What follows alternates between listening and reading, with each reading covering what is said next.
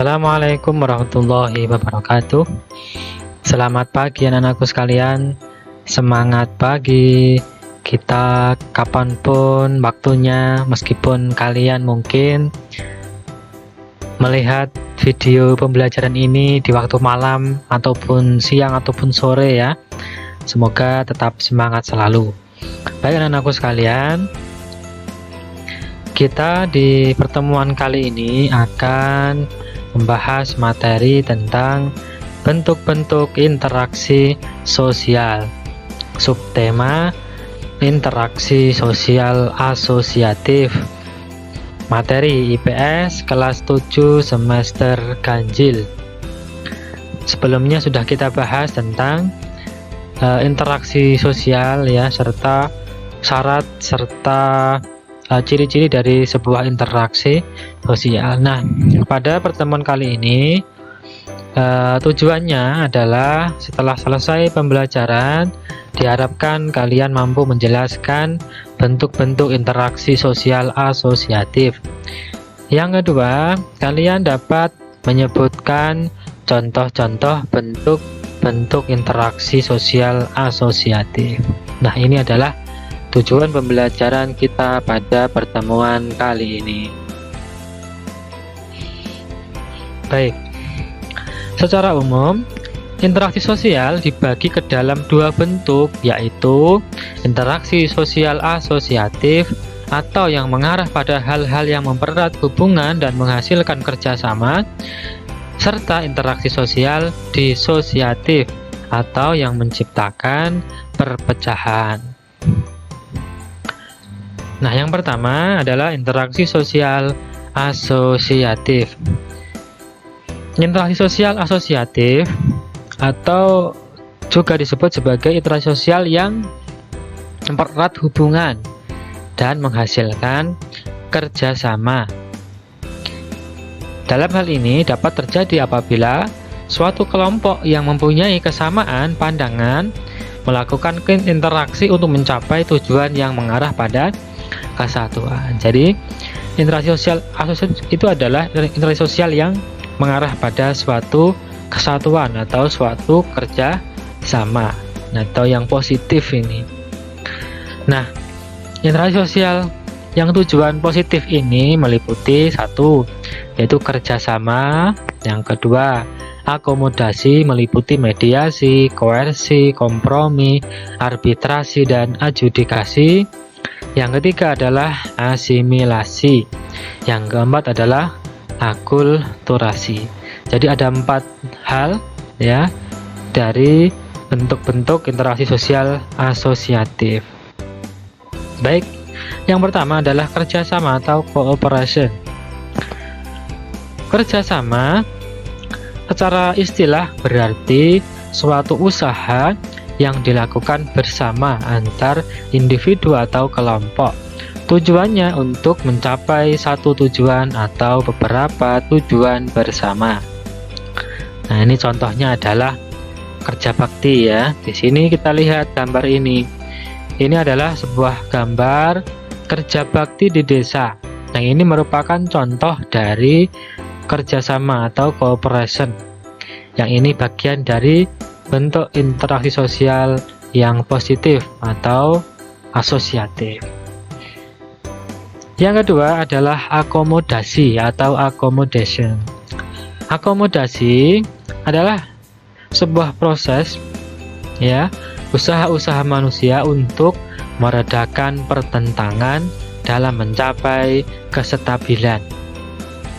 Nah, ini adalah akomodasi.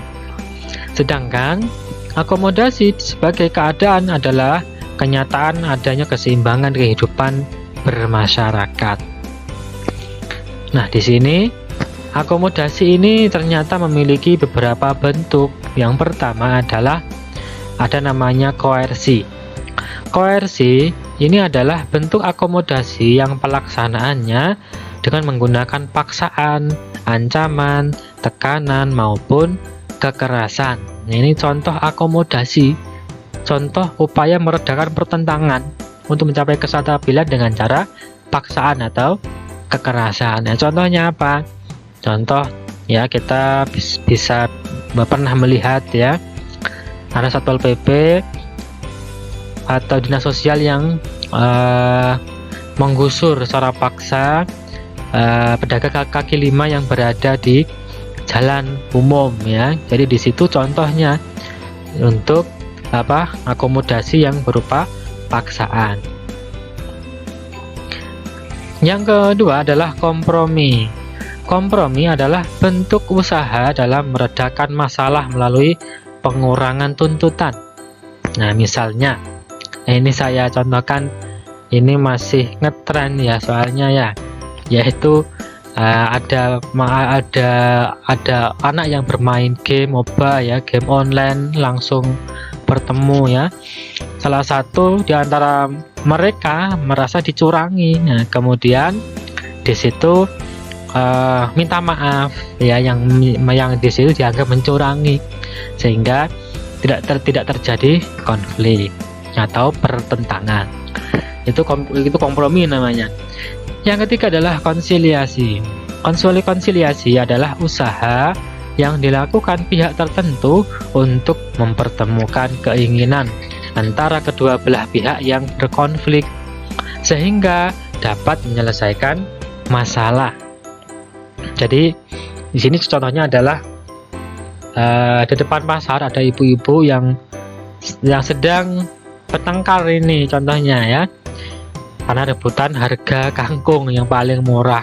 Karena nggak tega melihat mereka ribut, ya si pedagang memanggil mereka dan dicari jalan ke tengahnya. Nah, kangkung dibagi dua, dibeli patungan. Ibu-ibu ini pun berdua kemudian bahagia ya. Jadi ini contoh konsiliasi, mempertemukan keinginan kedua belah pihak yang sedang berkonflik. Ini namanya konsiliasi. Yang keempat adalah arbitrasi. Arbitrasi itu apa? Arbitrasi adalah upaya meredakan pertentangan oleh pihak atau orang yang memiliki kedudukan lebih tinggi dan dapat memberikan keputusan terhadap orang-orang yang berkonflik. Contohnya di sini adalah misalnya ada guru BK ya di sekolah kita, sekolah kalian ya. Ada siswa yang sedang berkonflik. Nah, akhirnya guru BK memberikan sanksi, memberikan konsekuensi kepada murid yang bertengkar tersebut. Karena guru BK kan seorang guru dengan siswa kan lebih tinggi seorang guru, sehingga di sini arbitrasi adalah upaya meredakan konflik dengan orang atau pihak yang lebih tinggi kedudukannya. Kalau saya umpamakan atau saya analogikan, arbitrasi ini adalah sama saja dengan istilah wasit atau perwasitan. Kita lihat wasit di dalam misalnya di pertandingan sepak bola, kan ada wasitnya itu. Nah, wasitnya itu kan kedudukannya lebih tinggi dari pemain, sehingga ketika ada pelanggaran ya di dalam pertandingan sepak bola, itu wasit berhak memiliki kewenangan memberikan sanksi, berikan kartu kuning peringatan satu kali, kok diulangi lagi kedua, baru kemudian dikeluarkan dari pertandingan, atau bahkan langsung kartu merah karena mungkin pelanggarannya berat ya, mungkin menendang secara sengaja pemain lain, itu kan berat itu. Jadi wasit itu punya kewenangan lebih daripada pemain sepak bola. Ini namanya arbitrasi. Yang kelima adalah mediasi. Mediasi ini beda dengan arbitrasi. Kalau arbitrasi itu kan oleh pihak yang lebih tinggi kedudukannya yang meredakan pertentangan. Kalau mediasi ini ada pihak ketiga sebagai mediator dan hanya sebagai penasehat, sedangkan keputusan akhir itu diserahkan kepada orang yang sedang berkonflik tersebut. Kalau arbitrasi kan yang memutuskan kan yang lebih tinggi ya, pihak ketiga yang lebih tinggi kedudukannya. Kalau mediasi tidak, semua pihak di situ baik yang berkonflik dan yang menasehati penengah itu sama kedudukannya, hanya menasehati, kemudian keputusan diserahkan kepada mereka. Jelas ya? Baik, yang terakhir yaitu adjudikasi. Ini adalah bentuk interaksi sosial akomodasi ya. yaitu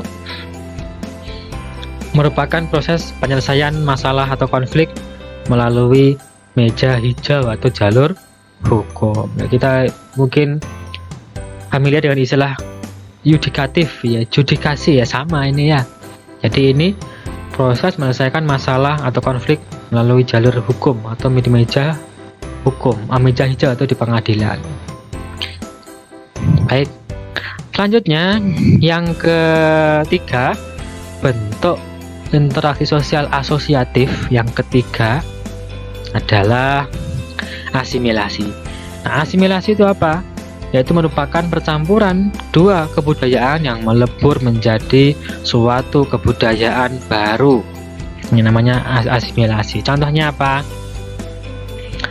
Ada warga Pekalongan yang beretnis Tionghoa dan Arab menggunakan bahasa Jawa sebagai identitas sosial mereka.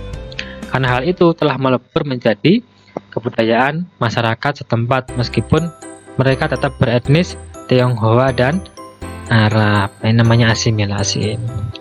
Yang keempat adalah akulturasi. Akulturasi adalah penerimaan segala unsur-unsur baru menjadi suatu kebudayaan baru tanpa menghilangkan unsur lama. Ini namanya akulturasi. Jadi unsur yang lama itu masih ada dan masih kelihatan. Contohnya adalah ini, bangunan Masjid Kudus. Ini mencerminkan adanya interaksi ya, percampuran budaya antara Jawa, Hindu dengan Islam. Ini kan masjid kan tempat ibadahnya orang Islam kan, tapi menaranya ini menggunakan bentuk dari seperti halnya candi ya. Jadi ini contoh sebuah akulturasi. Baik, demikian tadi seluruh materi kita pada pertemuan kali ini, materi bentuk-bentuk interaksi sosial asosiatif ya. Pengertiannya sudah jelas, kemudian bentuk-bentuknya juga sudah jelas, serta contoh-contohnya pun juga sudah jelas. Baik, demikian anakku sekalian ya, materi kita pada pertemuan kali ini. Semoga bermanfaat dan menambah hasanah ilmu pengetahuan kalian, dan kita akan bertemu kembali di pertemuan yang akan datang dengan materi interaksi sosial disosiatif. Demikian anakku sekalian, selamat belajar. Saya akhiri. Wassalamualaikum warahmatullahi wabarakatuh.